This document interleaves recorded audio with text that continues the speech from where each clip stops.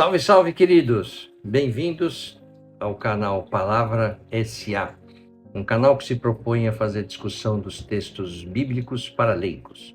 Hoje nós vamos falar, comentar um clássico do texto bíblico, do Antigo Testamento, o livro de Jó. Talvez você nunca tenha lido o livro de Jó, mas certamente você já ouviu alguém falar, tem que ter uma paciência de Jó. Pois é isso que nós vamos falar hoje, né? O livro de Jó, ele está dentro do Antigo Testamento, né? Dentro dos chamados livros poéticos ou de sabedoria. Além do livro de Jó, tem o livro de Salmos, Provérbios, Eclesiastes e Cantares. O estudo do livro de Jó, ele revela como que Deus é soberano sobre todas as coisas e cumpre seus propósitos mesmo por meio do sofrimento, e nós vamos ver o sofrimento do justo. Na verdade, o livro de Jó explora justamente essa questão do sofrimento da pessoa justa, né? Ele traz um resumo da vida de Jó, que é um homem justo, piedoso, tudo certo, né? A história se desenrola considerando que Deus permite que ele passe por um intenso sofrimento. Não se sabe ao certo quando é que esse livro foi escrito, né? Nem quem escreveu ou quando foi, mas provavelmente por volta de 1800 a 2000 anos antes de Cristo, né? Chamada a Idade do Bronze. E o livro de Jó, foi provavelmente o primeiro livro da Bíblia a ser escrito. A gente sabe que o primeiro livro da Bíblia é Gênesis, né? Dentro do Pentateuco, né? Os 5 livros do judaísmo, que é Gênesis, Êxodo, Levítico, Números e Deuteronômio. Mas o primeiro livro a ser escrito provavelmente foi esse livro de Jó. O Jó, veja, todo o sofrimento que ele vai passar, porque ele era um homem que ele era temente a Deus, e obedecia e seguia, né, as orientações de Deus, mas ele era o homem mais rico da sua época, né? Ele vivia numa cidade que chamava Uz, e ele, naquela época, né, as riquezas não eram contabilizadas em ouro e prata, mas pelo tamanho do rebanho de cada um. Ele tinha por volta de 7.000 ovelhas, 3.000 camelos, 500 juntas de bois e 500 jumentas, né? E tinha, claro, para lidar com tudo isso, tinha que ter muitos servos ao seu serviço, e o servo também era um ativo patrimonial, vamos chamar assim. E como eu falei, ele era uma das pessoas mais ricas do Oriente na sua época. Talvez ele tenha vivido num tempo anterior a Abraão, que é o patriarca, né, das religiões monoteístas, ou foi contemporâneo dele, né? O fato é que ele tinha conhecimento do Deus verdadeiro, e uma das evidências disso é o fato de ele se referir a Deus como Yahvé, né, que é o nome divino da aliança que Deus fez com Israel. Tem muitos outros relatos, né, da história de Jó, não só no texto bíblico, né, que foram contados por autores na Babilônia, Egito, nos textos ugaríticos, nos textos dos hititas, e isso faz dele provavelmente um personagem histórico. Quer dizer, muito se acredita que Jó realmente existiu, né? Não era um personagem de uma história, né? Era uma pessoa que existiu mesmo. Então, por exemplo, por volta de 1800 a.C., na Suméria, que é a Mesopotâmia, né? Um autor escreveu sobre um homem que se queixava ao seu Deus por causa do seu sofrimento e tal. Então, provavelmente, são vários textos, vários livros que comentam a respeito de uma pessoa que tem uma história parecida com a de Jó, né? Então, ele é um livro que começa e termina em prosa, e no meio ele está em poesia. É como se fosse um autor de um livro, ele fala a respeito de uma pessoa, depois no meio do livro conta a história dele em poesia, e depois termina em prosa também. Muito bem, o que fala o texto de Jó, né? Ele mostra, por algum motivo, né, que Deus permite que os justos também sofram. sem que isso seja necessariamente um problema para a infinita bondade e justiça divina, né? Porém, o que nos perturba mesmo nesse livro não é a injustiça, né? Porque o mundo ele é injusto, né? A gente já sabe. Mas o que perturba mesmo é o sofrimento não merecido. E é isso que pega nesse livro, tá certo? Porque uma das surpresas que a gente tem é que não há uma correlação verdadeira entre a quantidade de erros que as pessoas cometem, né, que a gente comete, e a quantidade de dor que a gente experimenta. Então, mas acho que assim, a maior surpresa e quase como se ocorresse justamente o oposto, né? As pessoas fazem o que é certo e a gente recebe pancada, né? Às vezes a gente faz o melhor que a gente pode e quando a gente está pronto para receber uma recompensa idealizada na nossa cabeça, né? Numa fantasia, pô, eu fiz tudo certo, a gente é atingido por um golpe inesperado, né? Esse é o tipo de sofrimento, esse sofrimento injusto que primeiro nos confunde e depois chega até a nos ofender. Fala, cara, eu fiz tudo certo, como assim que foi acontecer isso comigo? Não é?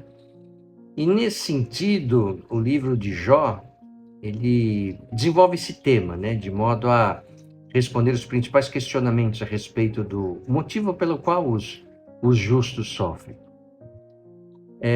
Se Deus é absolutamente bom, justo e soberano, então um outro argumento que pode ser levantado para explicar o sofrimento de quem não merece, o sofrimento do justo, que é assim chamado, é que tal sofrimento é o tipo de uma, vamos dizer, uma justiça retributiva por causa do pecado. Ou seja, quem está bem na vida é porque Deus gosta e está tá fazendo as coisas que Deus gostaria que as pessoas fizessem, então, em retribuição, ele faz a vida da pessoa ser boa. Se o cara está sofrendo, então porque Deus não gosta dele, e é por isso que ele sofre. Esse era o pensamento muito comum na época que o livro foi escrito, certo? Em outras palavras, esse tipo de pensamento diz que o sofrimento, se tem sofrimento é porque tem pecado, né? Mesmo que esse pecado ele seja oculto, né? De modo que o sofrimento é resultado de uma vida pecaminosa. Então, como eu falei, se acreditava muito, e de uma certa maneira, a gente também, até os dias de hoje, né? Se a pessoa está mal é porque fez alguma coisa e a justiça divina ou a vida está retribuindo ele com problemas. Enfim, isso aqui é uma coisa que está vamos dizer, na mente das pessoas, tá certo? Mas o interessante é que, de forma geral, o livro de Jó, ele rebate, né, essa ideia ao afirmar que nem sempre o sofrimento está relacionado a uma vida de pecado, né? Então, uma pessoa que comete pecado, logo ela vai sofrer porque Deus não gosta disso que ela faz, certo? Então, Deus cumpre seus propósitos eternos de muitas maneiras, inclusive permitindo o sofrimento, né, das pessoas que o seguem, dos seus servos. E o fato é que frequentemente a gente, né, o homem não entende, né, os propósitos de Deus, né, que estão por trás do sofrimento. Por que a gente sofre tanto, né? O fato é que o fato da gente não entender por que tem tanto sofrimento na Terra, isso não dá o direito de questionar a justiça, a bondade e a soberania de Deus. Então, mais ou menos é isso que o livro traz. Eu vou contar a história de Jó aqui para quem não conhece, né? Essa história por exemplo, né? A história de José do Egito, que é uma história maravilhosa, que nós vamos fazer aqui um episódio sobre ele também. É um exemplo, né, de como Deus pode aperfeiçoar a fé, o caráter das pessoas por meio do sofrimento e tornar o mal em bem para cumprir seus propósitos eternos, né? Isso está no livro também, está no livro de Gênesis, né? A história de José do Egito. Bom, qual que é então o resumo do livro de Jó? O livro de Jó começa mostrando o sofrimento de quem não merece, chamado sofrimento do justo, com uma perspectiva divina, né? Os primeiros capítulos mostram a cena de um desafio lançado no céu, né? Então, assim, está Deus, né, com os anjos no céu, e os anjos estão prestando contas a Deus, e aí Satanás está lá também, né? Aí Deus pergunta a Satanás, de onde vens? E você, de onde você vem? Aí o Satanás fala de perambular pela terra e vir pelos caminhos do mundo, né? E aí você fala assim, pera lá, mas era uma reunião no céu? Era. Que raio de Satanás, que o Satanás estava fazendo lá no céu? É, vamos dizer assim, Satanás estava no céu, porque lembrando, né, estava lá na Bíblia, fala que Deus estava lá com seus filhos, não sei o quê, e os anjos estavam prestando contas a Deus, e na Bíblia tá, e lá também estava Satanás. Esse também é uma questão de tradução. Esse também significa algo como, sei lá, imagina que você conhece uma pessoa, a pessoa te sacaneou, fez muita bobagem na tua vida, te prejudicou, sei lá eu. E aí você um dia, né, se recupera, coloca as coisas em ordem novamente, enfim. E você resolve então fazer uma comemoração para falar, puxa, apesar de tudo, eu consegui reverter e tal, hoje minha vida está melhor e tal. E lá nessa festa que você resolve dar, aparece o cara que te sacaneou, tá? Então esse também na Bíblia significa como se fosse assim, alguém contando, você acredita que até o Satanás estava lá? Ele foi de enxerido, ele não era para ele estar lá, mas ele foi, tá certo? Agora, essa questão, e aí alguns intérpretes bíblicos, né, comentam que ele estava lá por conta que ele tinha vamos dizer assim, com a queda de Adão no pecado original, né, Adão e Eva, quando Adão e Eva desobedecem a Deus, a terra passa a ser de jurisdição de Satanás, né? Então, vamos dizer assim, que Satanás passa a ser então o proprietário da terra, e ele está lá nesta reunião no céu, que era para estar Adão, por exemplo. Então a Bíblia fala que estava lá os filhos de Deus. Não sei se quer dizer que, existem vários reinos, né? Vamos dizer assim, várias terras, e estavam lá as pessoas que eram responsáveis por essas áreas.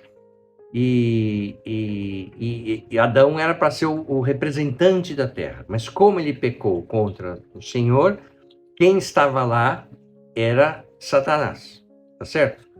E aí, então, esses intérpretes bíblicos dizem que depois a terra volta a ser, depois com a vinda de Cristo, a morte, né, na cruz, a ressurreição, significa então que o cordeiro que foi sacrificado sem pecado, foi necessário acontecer isso para que a terra então pudesse sair das mãos de Satanás, tá certo? E então hoje a terra é de Cristo por direito, mas ele tomará então essa, vamos dizer assim, o de fato e de direito será de Cristo quando ele voltar. Mas isso é outra questão, eu não, só estou explicando por que Satanás estava no céu, tá certo? Ele estava lá, então, como advogado de acusação contra Deus, né? Então, assim, como que Deus falasse assim, mas o que você está fazendo aqui? Fala, cara, eu tenho direito, né, de estar aqui, porque afinal de contas a terra é minha. Adão caiu, eu assumi, certo? E aí Deus fala, não, não, não é não, né? Se tiver um grupo ou uma única pessoa que não te aceita lá na Terra, ela não será sua, né? Porque Deus não trabalha com, ah, com maioria, tá certo? Ele falou assim, não, não é. Você viu meu servo Jó, como ele é fiel, como que ele é bacana, como não sei o quê. Então ele sim, o Jó, que é o meu servo, né? Que está lá na Terra, ele não te aceita, tá certo? Ele é uma pessoa que está aqui, que está lá, quer dizer, está lá na Terra, e ele afasta o mal dele e tal, não sei o quê.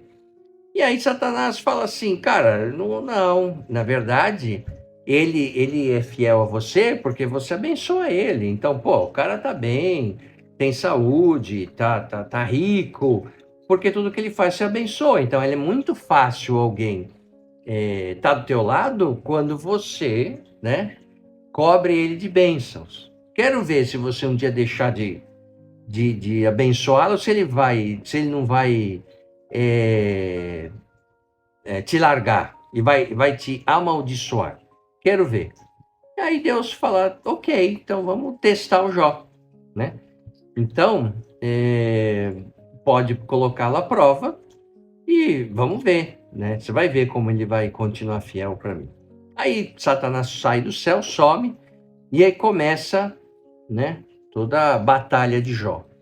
Primeiro que o Jó tá lá cuidando da vida, não sei o quê, aparece um servo dele falando, meu senhor, aconteceu uma tragédia, que foi? Seus animais foram roubados, veio lá um grupo, não sei da onde, e levou tudo, levou os bois, levou tudo, certo? E esses invasores mataram todos os seus servos, seus escravos, só sobrou eu para contar essa história. Muito bem. Aí veio um outro servo e falou, senhor, aconteceu uma desgraça, deu um problema lá, perdemos tudo, todos os bens, não sei o quê, só sobrou eu para contar a história. Aí chega um terceiro falando para Jó, senhor, aconteceu uma desgraça, seus filhos estavam numa casa, ela tinha 10 filhos, né? 7 filhos e 3 filhas, deu uma ventania lá e matou, todos os seus filhos morreram. Isso de uma única vez. Não é que foi acontecendo ao longo de um ano, não. No mesmo dia, na mesma hora, aconteceu isso, tá certo? E aí então Jó, né, que está em Jó, primeiro capítulo, no versículo 20 a 22, diz assim, então Jó se levantou, rasgou o seu manto e raspou sua cabeça. Depois caiu por terra e adorou. E disse, então você imagina, você está lá, acontece tudo isso com você, Jó falou o seguinte, nu saí do ventre de minha mãe e nu tornarei para lá. O Senhor deu e o Senhor tirou. Bendito seja o nome do Senhor. Acabou, aconteceu essa desgraceira toda na vida dele e ele não amaldiçoou Deus, né? Então, mesmo com todas essas situações, Jó não pecou, nem atribuiu a Deus qualquer problema. Você imagina uma situação dessa, eu não teria condição de passar pelo que Jó passou. Você imagina você ter 10 filhos, os 10 morrerem, né? É uma situação bem, bem complicada. Muito bom. Depois disso, então, em outro encontro no céu, com os anjos e seus filhos, né, os anjos prestando contas a Deus, aparece Satanás de novo. Quando aparece lá de novo, né, não era para ele estar lá, mas aí Deus vê Satanás e fala, e você, cara, o que você, né? O que você está fazendo aqui? Para onde você andou?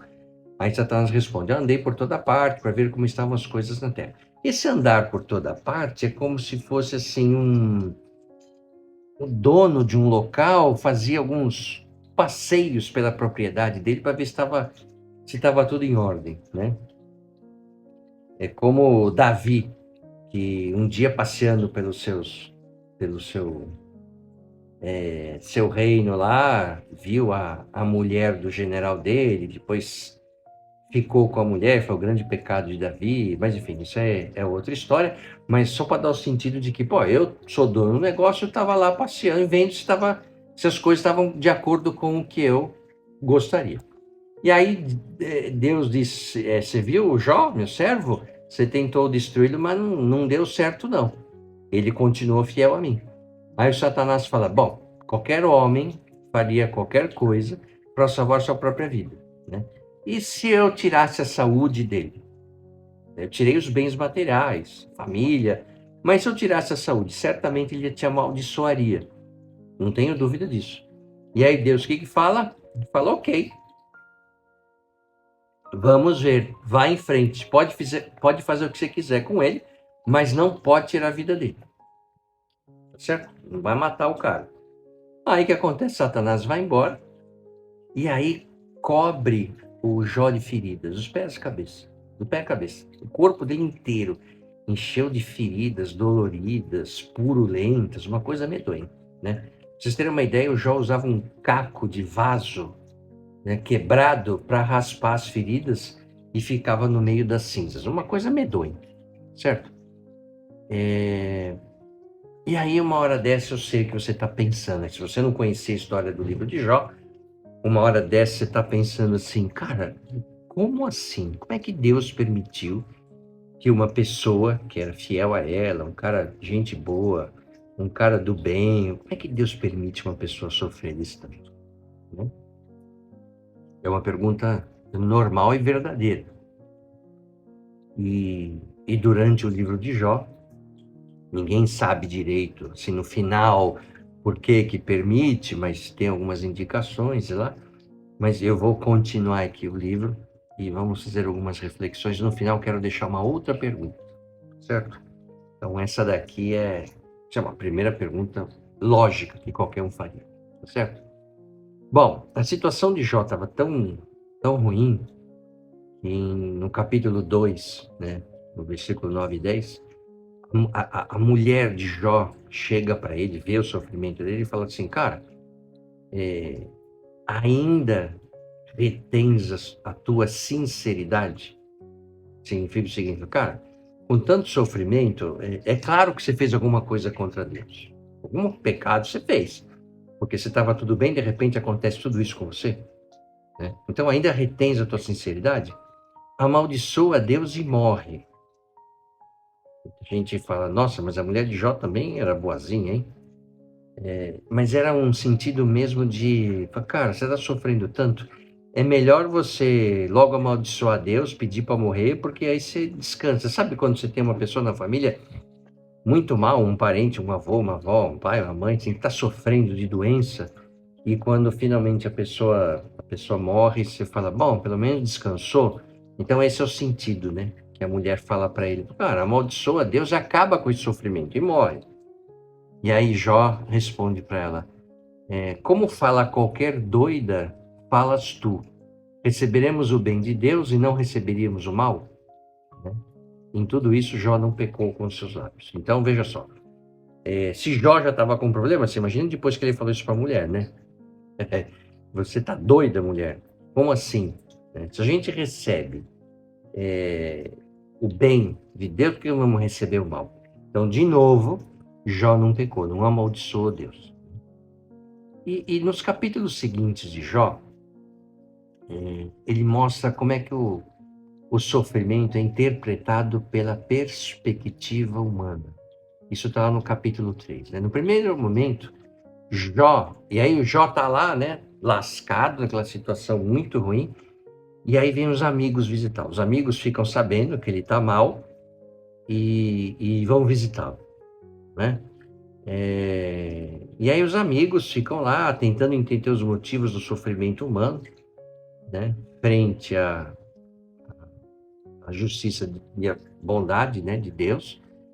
E aí o livro, grande parte do livro, na verdade, fala sobre essa conversa entre Jó e seus amigos, né? Então foram 4 amigos visitá-lo. Pra vocês terem uma ideia, a situação estava tão feia que esses 4 amigos chegaram lá, viram Jó numa situação que eles nem reconheceram direito. Ele estava tão mal que esses amigos ficaram 7 dias e 7 noites calados do lado de Jó, sem falar nada. Tamanho era a situação difícil que ele passava. E aí então os amigos de Jó começam a falar com ele, né? Tentando entender, né, o que aconteceu e explicar a Jó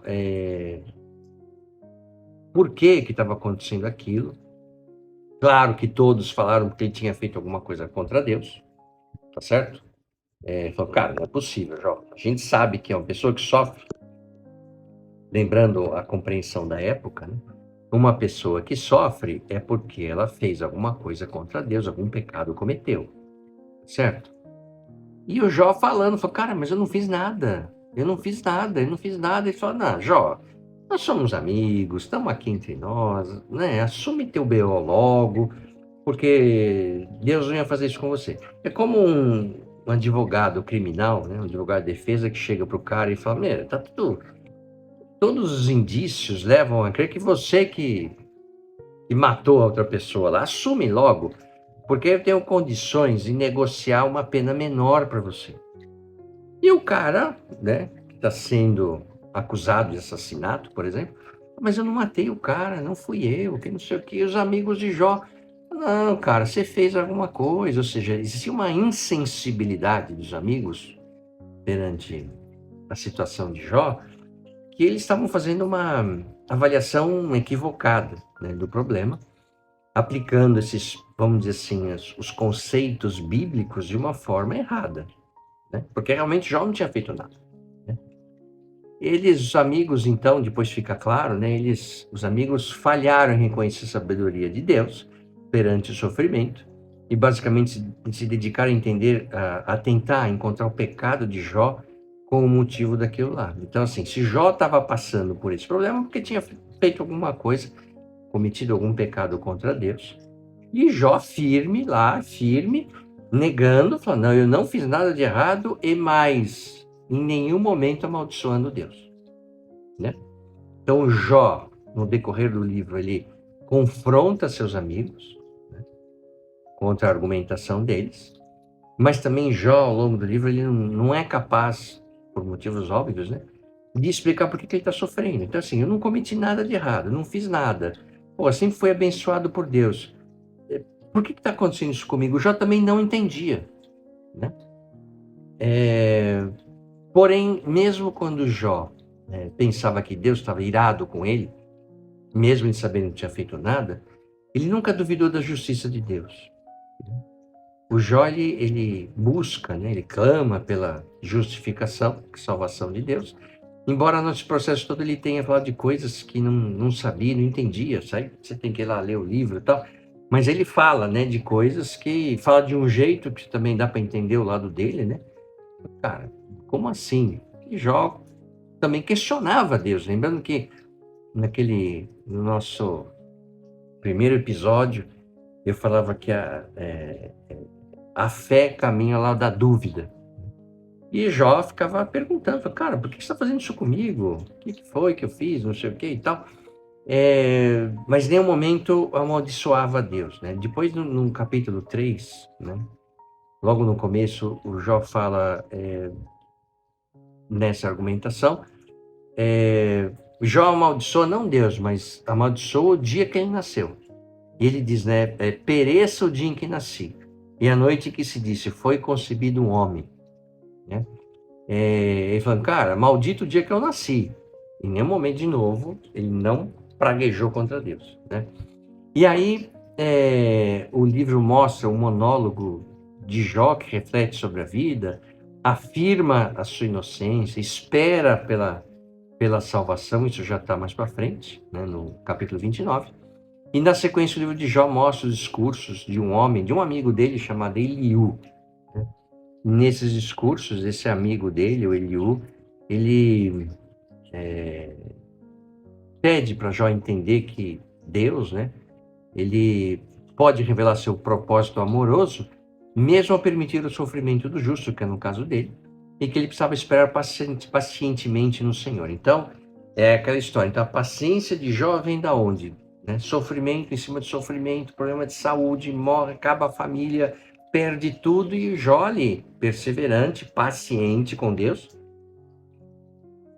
e ele ali segurando a onda, né? Na parte final do livro, tem os discursos de Deus. A hora que então Satanás percebe que Jó não vai amaldiçoar Deus, né?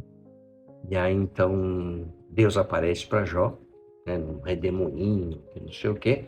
E aí Deus conversa com Jó, falando, né, sobre a humildade e o arrependimento de Jó em relação às palavras de Deus. E o livro termina com os amigos de Jó sendo repreendidos por causa das coisas loucas que eles disseram, e o Jó sendo restaurado grandemente e abençoado por Deus. Então Deus devolve tudo para Jó em dobro. Então ele passa a ter tudo que ele tinha em dobro, constitui outra família, tem mais 10 filhos, e aí vive bem, vive mais de 100 anos, que não sei o que, cara, né? Mas nesse final, a hora que então acaba essa situação, né, que Satanás entende que Jó não vai pecar contra Deus, e Deus percebe que Jó foi fiel. Então, como eu falei, ele aparece nesse redemoinho e começa a falar com Jó. Jó sabe que é Deus. E aí Deus fala assim: ó, jovem, vou fazer umas perguntas para você. Eu quero que você pergunte, que você responda diretamente para mim, sem rodeio, não sei o quê. E começa a falar, né?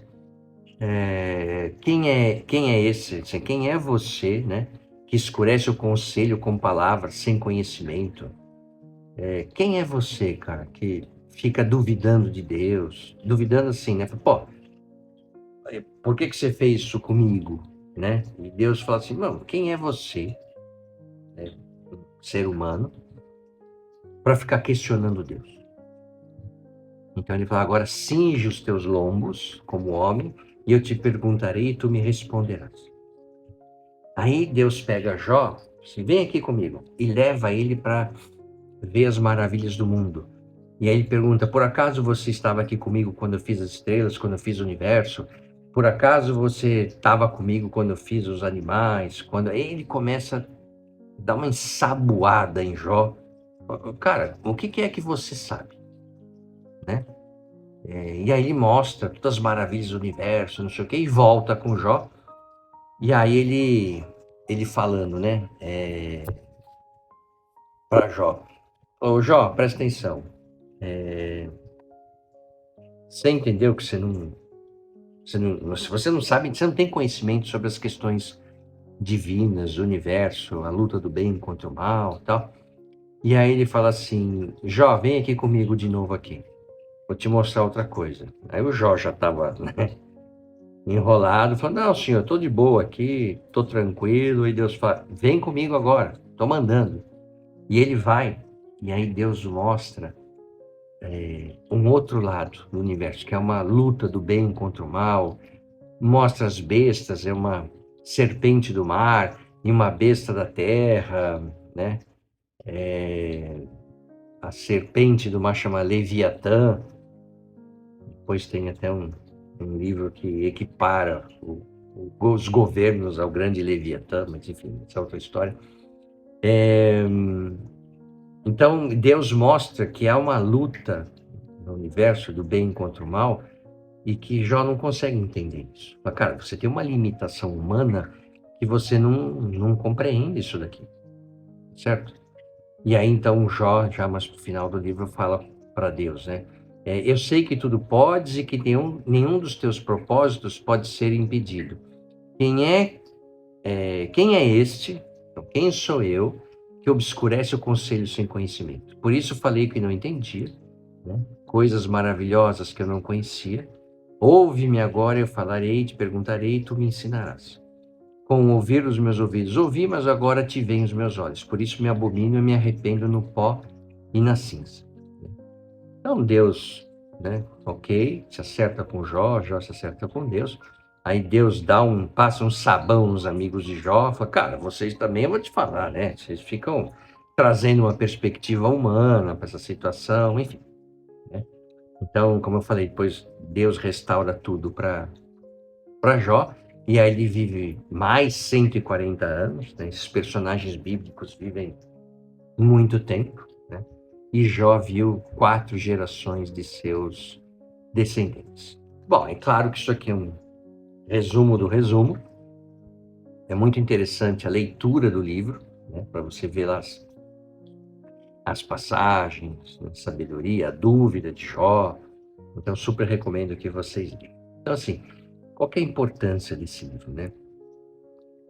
É que esse livro é particularmente importante para ensinar as pessoas que o sofrimento também é governado pela esfera, né, pela sabedoria divina, né? Muitas vezes, né, uma pessoa não encontra uma explicação racional e teológica para o sofrimento, né, e a gente entende isso, certo? Mas mesmo com sofrimento, ele tem, né, as pessoas devem, a mensagem principal é, mesmo com sofrimento, deve confiar em Deus e ter a certeza de que as coisas sempre são dirigidas de acordo com a bondade, misericórdia e soberania de Deus, né? Então, assim, de uma forma geral, a Bíblia, né, diz que Deus castiga a desobediência e recompensa a obediência, né? Mas isso não quer dizer que o relacionamento entre Deus e o seu povo deve ser resumido numa visão simplista, né? Nessa de bênçãos e maldições. Então eu vou me comportar bem, vou seguir Deus, logo eu terei uma vida abençoada. Então, não é assim que rola. Né? Não é assim que rola. Porque a verdade é que nem sempre a pessoa sabe o que está por trás do sofrimento que ele passa. E no livro de Jó não fica claro, né, a razão desse sofrimento. Por que Deus aceitou essa, vamos dizer, entre aspas, essa aposta com Satanás? E o livro termina sem Jó saber direito, até porque a limitação humana não permite que ele compreenda tudo, né? O desafio entre Deus e Satanás, que resultou numa provação dele. Também, se Deus não entrasse nessa, né, ele não existiria o livro de Jó, certo? Mas esse livro mostra também, então, assim, a fé, né? A fé de Jó, que é inabalável.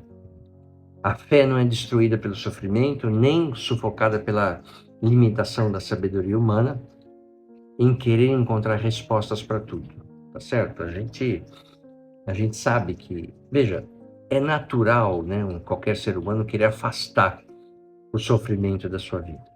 É normal. Então a gente pensa assim, né, qualquer ser humano, bom, então para afastar o sofrimento da minha vida, eu vou fazer isso. Isso na esfera, vamos dizer, do mundo humano, físico. No mundo espiritual, para eu não sofrer, eu vou fazer tudo direitinho, como eu acredito que Deus queira, para que eu não sofra também. Logo, eu terei uma vida abençoada. Vocês entendem que isso é um pensamento humano, né? Sim. Se fosse assim, seria fácil, certo? Mas não seria verdadeiro. Como assim? É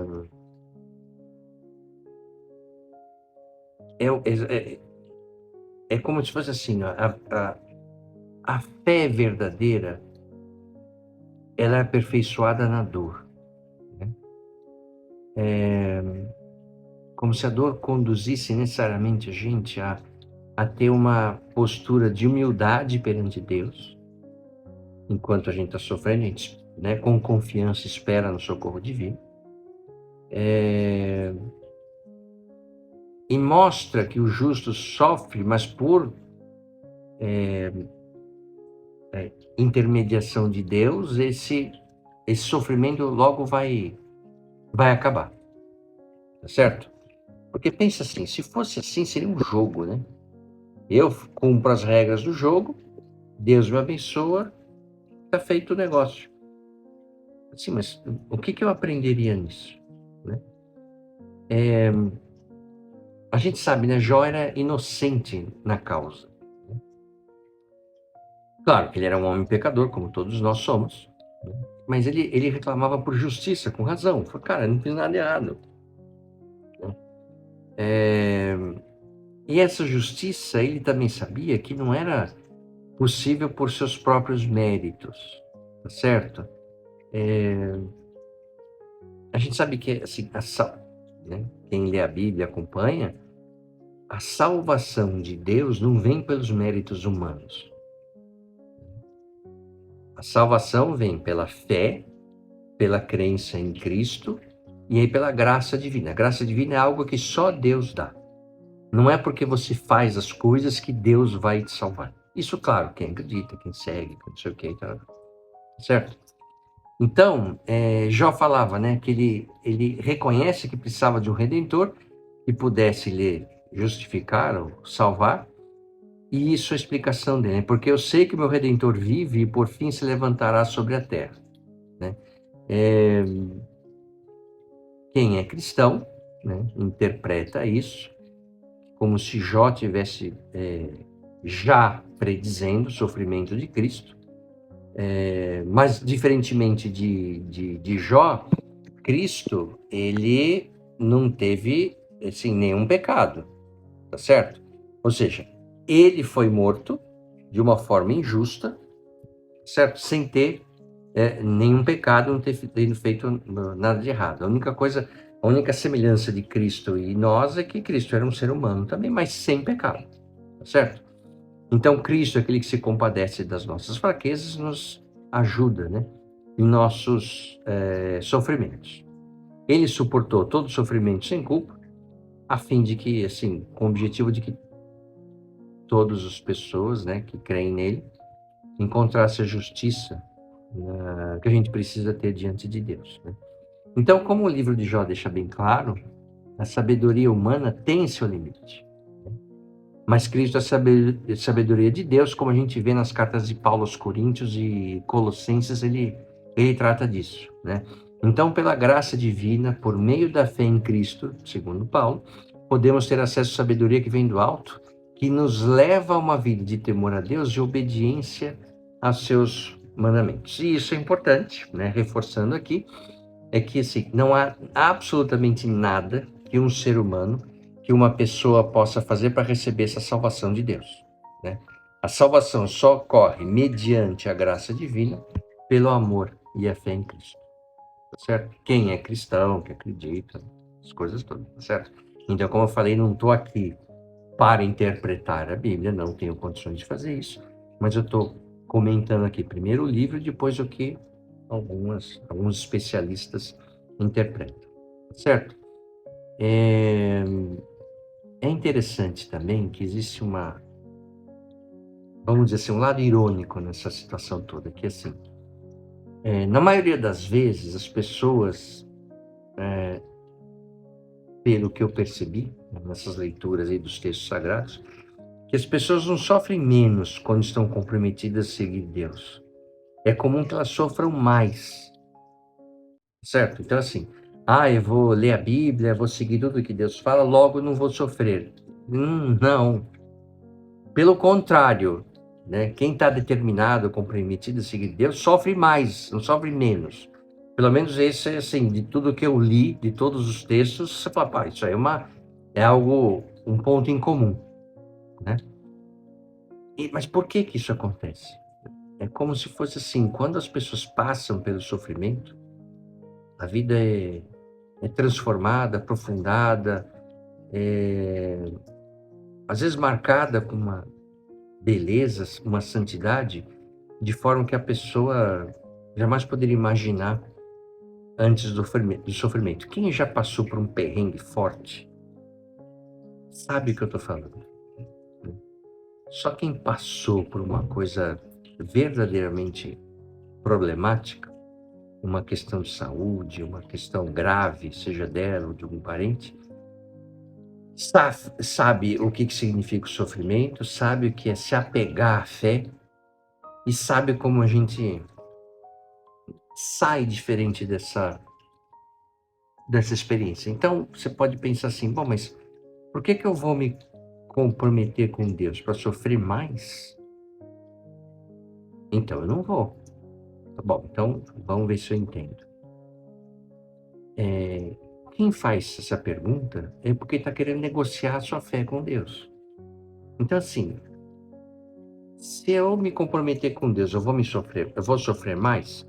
Isso não é uma regra, tá certo? Mas pelo menos o que eu vi, invariavelmente é isso que acontece. Fala, então eu não vou querer. Bom, então você só quer se comprometer com Deus se você se dar bem? Ou você está hoje comprometido com Deus por conta do amor que você tem por Ele ou por Cristo e pela sua fé? Porque se não for por isso, é porque você está negociando a sua fé com Deus, certo? Então assim, eu só sigo Deus, eu só me comprometo com a fé se eu me dar bem. Se eu não me der bem, então eu não quero. Então, que fé é esta? Eu acho que esse é a grande questão que traz aí essa leitura do livro de Jó. E mais, quem assistiu o primeiro episódio dessa série aqui do canal Palavra S.A., ouviu eu dizer que a leitura da Bíblia me fez percorrer, né, por um exercício que é eu me colocar no lugar dos personagens, né? Então, só relembrando aqui rapidamente, quando você lê um livro qualquer, você está lendo lá o livro, tem os personagens, não sei o quê, você tem uma visão, não é natural isso, né? Uma visão passiva, como se estivesse assistindo um filme. Então, eu estou aqui e os personagens lá. A leitura da Bíblia nos faz, pelo menos fez, né, eu aprender que a leitura da Bíblia significa que eu tenho que fazer um exercício de eu me colocar no lugar das pessoas. Então é muito comum a gente se identificar com Jó, tá certo? Eu também sofro, eu também não sei porque está acontecendo isso, porque acho que Deus me abandonou, porque não sei o quê, certo? Mas vamos procurar também se colocar no lugar, primeiro, na mulher de Jó. Quantas vezes a gente também não falou para uma pessoa que a gente ama, mas você também, isso, ou seja, julgando, né, o que está acontecendo com a pessoa. E vamos nos colocar também no lugar dos amigos de Jó. E veja, eu não estou falando que os amigos de Jó, eles estavam fazendo aquilo de sacanagem. De novo, eles eram alguns amigos de Jó, tá certo? Que falava, cara, você está passando por isso, porque você fez isso, porque você fez o quê? Ou seja, é como se os amigos estivessem falando para ele apenas sua perspectiva humana, ou seja, estão julgando. Quantas vezes também a gente não vê uma situação e a gente julga a pessoa? Você quer ver um exemplo? Tem uma pessoa que você conhece, um amigo, um parente, que é acometido por uma doença terrível, um câncer. É muito comum a gente, né, algumas pessoas falar, mas também, sabe, ele guarda tudo, ele não põe para fora, não sei o quê. Mas ele comia assim. Mas ele não sei o que. Quer dizer, não basta a pessoa estar doente, ainda a gente fica querendo justificar, né?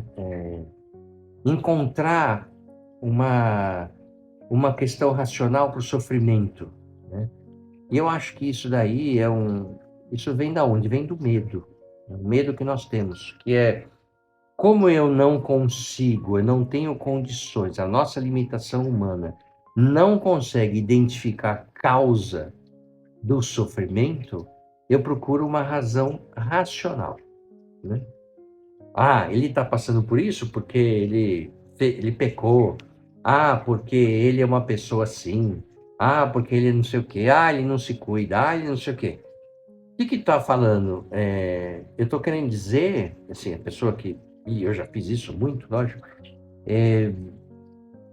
eu quero ter controle da situação, né?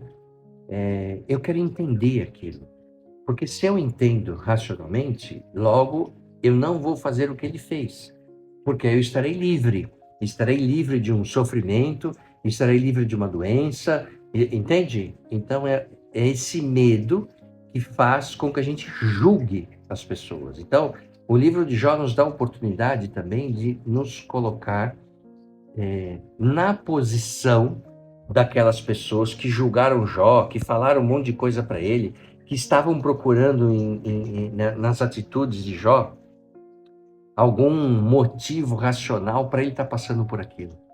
Então é importante quando vocês lerem a Bíblia, quem quiser ler, lógico,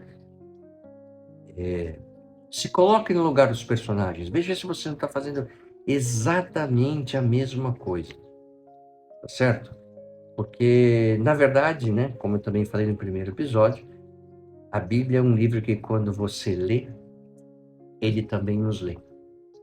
E quando a gente se coloca no lugar dos personagens que nós estamos lendo, não só o protagonista, como no caso aqui Jó, mas as pessoas que estão ao redor, né, a mulher de Jó, os amigos de Jó.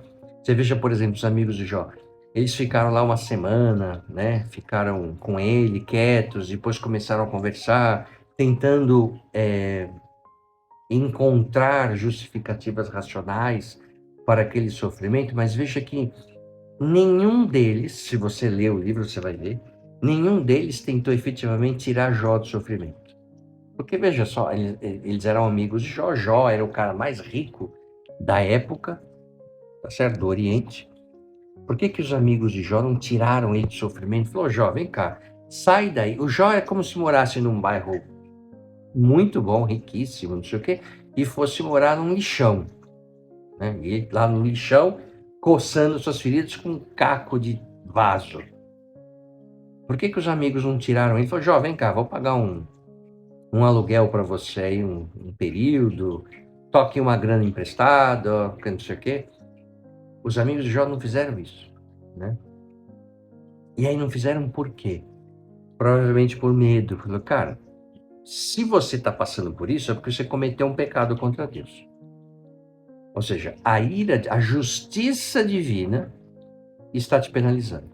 Quem sou eu para tirar você da sua pena, né, divina e interferir no julgamento? Então, por medo, eu fico na minha também. Então, não vou te ajudar porque eu não... Dá que, se eu fizer alguma coisa para te tirar daí, eu não atraio para minha vida a ira divina também. Tá certo? Então, não, faz sentido. Pois é. Vamos pensar assim, quantas vezes a gente deixou de ajudar uma pessoa com esse tipo de medo inconsciente também, certo? Então, nos colocar no lugar das pessoas que estão lá, né, interagindo com o protagonista na história, é saudável para a gente ver se nós não estamos cometendo as falhas, os problemas dos personagens. Então, uma das belezas, né, do livro, né, da Bíblia, e aí qualquer texto, é quando a gente se coloca no lugar das pessoas e a gente vê e começa a repensar as nossas ações, né? Ao longo da vida, ao longo das pessoas, o nosso círculo familiar, social, os amigos. Fala, cara, será que eu já não fiz isso também? Será que eu também não... Ou ao contrário de Jó, eu já não praguejei contra Deus em algum sofrimento? Né? E aí na verdade, a questão, né? Lembra que no começo desse episódio eu falei que eu sabia que vocês estavam pensando, que a primeira pergunta que aparece foi, cara, como é que Deus permite que uma pessoa fiel a ela sofra tanto? Essa é a primeira pergunta que aparece, e isso é motivo de discussão por quem estuda a Bíblia ao longo dos séculos, certo? E eu falei que no final queria deixar umas perguntas para vocês, e a pergunta que eu quero deixar é assim, você continua amando Deus, mesmo sabendo dessa situação de um sofrimento não merecido? Jó amou a Deus no sofrimento. Como que alguém consegue amar Deus nesse mundo tão difícil? A gente vive um mundo, e acho que o mundo sempre teve problemas, acho que sempre continuará tendo, mas vamos pegar aqui, né? E eu acho que esse livro de Jó é uma história que tem os seus picos, tá certo? Acho que para deixar claro um conceito. Você que está me assistindo aqui, você continua amando Deus, mesmo vivendo num mundo tão caótico como a gente vive? Mesmo vivendo numa situação que a gente fala, cara, olha o que está acontecendo no mundo, seja aqui no Brasil, seja no exterior. A gente, claro que Jó teve um sofrimento extremo, mas a gente, cada um aqui, você que está me assistindo, cada um sabe, né? Como dizem, cada um a pessoa sabe a cruz que carrega. Você continua amando Deus e você continua perseverando, vivendo nesse mundo cheio de problemas? Você consegue continuar amando Deus, mesmo passando por um sofrimento não merecido? Ou você só consegue amar Deus se sua vida for abençoada? Então essa, eu acho que é uma dos principais ensinamentos, uma das principais perguntas que ficam ao lermos o livro de Jó. Não é tentar entender o que está acontecendo, o dilema do bem e mal, Deus, Satanás, não sei o quê. Na verdade é uma prova de fé. Se a sua fé estiver relacionada a uma relação de troca, eu sou fiel a Deus, eu busco Deus, mas eu quero, em compensação, que minha vida seja abençoada. Então, na verdade, isso é fé ou é um jogo que você está jogando? Certo? Então, eu acho que o livro de Jó deixa essa reflexão para a gente, que é, na verdade, continuar amando Deus mesmo no mundo que a gente vive. Muito bem. Então, esse foi uma discussão super resumida sobre o livro de Jó. Espero vê-los aqui no próximo encontro. Nós vamos falar de um outro personagem bíblico, para que a gente possa ter essa reflexão. Evidentemente que os conceitos aqui trazidos são conceitos, né, de uma leitura do livro. E eu sempre falo que nós estamos aqui para falar de leigo para leigo, tá certo? Mas acho que é importante trazermos aqui algumas reflexões, que é o objetivo desse nosso canal, Palavra S.A. Ok? Muito obrigado pela presença de vocês. Até o próximo episódio, todas as segundas e quartas, das 20 às 21 horas. Espero tê-los vocês aqui, ok? Fiquem com Deus e até o próximo encontro.